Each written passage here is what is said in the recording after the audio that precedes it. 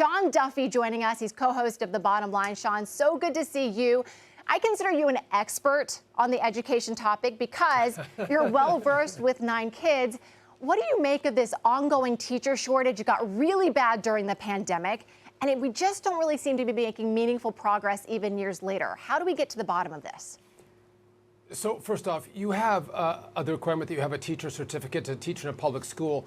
And there are so many well-qualified, whether they're scientists or people who have great backgrounds in history or math, that are maybe near the end of their careers that might want to come into the school system. And they're way smarter, way better educated than someone who could, go through the program that you just mentioned.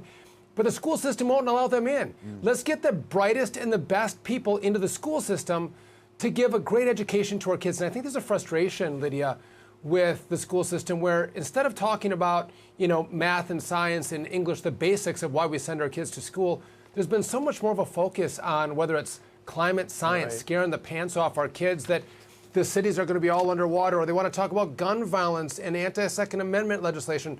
We also have a lot more migrants coming into the school system, and so schools now have to focus on all the different languages of the new students in the school system, as opposed to really focusing on the kids of that community who are born and raised in that community who are going to suffer because they don't have the resources and attention directed towards them. Sean, the flip side of that is the ability of the kids to be engaged in the classroom. And that's where the big debate over cell phone policy comes into play. Where do you stand? What's the right choice? So listen, I'm a child of the 80s. I'm surprised that our school system allows all these kids to have cell phones in the classroom. Listen, it would be a great time to go, you get to school, you put your phone away, you can get it back at the end of the day, but it's such a distraction. We see in our own homes how cell phones distract kids away from their family and, just interpersonal engagement. In the school system, it has to be such a distraction. I think it's the right policy for all these schools. Put the phone away. You can maybe get it at lunch hour and you can get it at the end of school, but what a blessing it would be for kids to go 7 hours a day and not have their phone. How much growth would they get if they put that damn thing to the sideline? And for the teachers, because there's no teacher on planet Earth that can compete with a cell phone. You just can't do it. So right, Brian.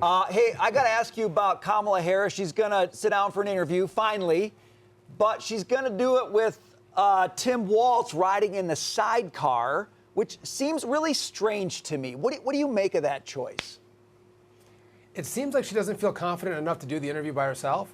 And I would just say one thing, Brian. I've spent a lot of time in politics, and when you see people not do interviews, not take questions and have to answer them, maybe fumble with an answer, but they don't get better at it. Metal sharpens metal. You get to be really good at this when you engage in it. Because she hasn't, and she needs Tim Walz to be there as her support animal, I think it leads us to believe that she doesn't feel like she's prepared, which begs the question, what's going to happen in the debate? Right? Is she going to be ready? How nervous is she going to be? Her team is doing her a disservice here. Also, I have concerns about this being tape delayed. Is it going to be edited? How are they going to, present Kamala and Tim Walz to us at CNN? Is it going to be the real thing, or is it going to be something that's highly produced? I wish we just had a sit-down interview. The American people deserve to hear from her and her viewpoints on these very important topics that impact people's lives on a daily basis. No Tim Walz training wheels allowed, I say, but we'll see what happens. Sean, stay there. We want to bring in Fox News' Mike Tobin, who is live from Minneapolis. He's documenting the local businesses who are still struggling after the 2020 riots. Mike. Well, Brian, the small business owners we talked to, restaurant and retail, all point to the same obstacle to turning a profit, and that is crime. They all took a hit with COVID. They all took a hit during the George Floyd riots. And then in the city that pioneered the defund the police movement, they saw the homeless population explode, open-air drug use, petty crime, and violent crime. So the suburbanites who once pumped money into the downtown businesses stopped coming downtown. The business owners still have a high tax burden, and now they've got repair bills from all the vandalism. You need a stronger police presence. You need more just patrols. I mean, somehow you have to make these people feel safe. They can come to the grocery store, they can come shopping, they can walk up and down the streets without being worried about being assaulted and being robbed. Crime does make it tough. It makes it tough to run businesses because of vandalism. Vandalism, it costs us. You know, when you get windows busted out, when you get doors kicked in, when you get, you know, your whole establishment tore up. With all the mandates and everything that's coming down on us, as a restaurant, a small business, the state's making it almost impossible for a small business or a restaurant to make it. As far as big business, overall business, and employers outside of the city, the Minnesota Chamber of Commerce says of the Walz administration, there have been missed opportunities during his tenure to make Minnesota more competitive. Many progressive policies passed by the legislature and signed by the governor have limited the private sector from reaching its economic potential. Now, Minnesota has the highest corporate tax rate in the nation at 9.8%. At job growth, they're 47th in the nation, GDP 46th. Brian, back to you.